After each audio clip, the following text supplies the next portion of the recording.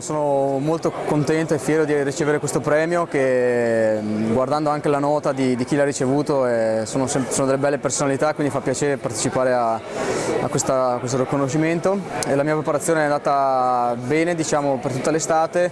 Ho avuto un piccolo intoppo in Argentina, che mi sono rotto un dito della mano, ma quello è un intoppo, diciamo, non sarà un grosso problema. L'obiettivo più importante dell'anno saranno sicuramente le qualificazioni per i mondiali che saranno a Vail, Beaver Creek quest'anno, e insomma quello è l'obiettivo.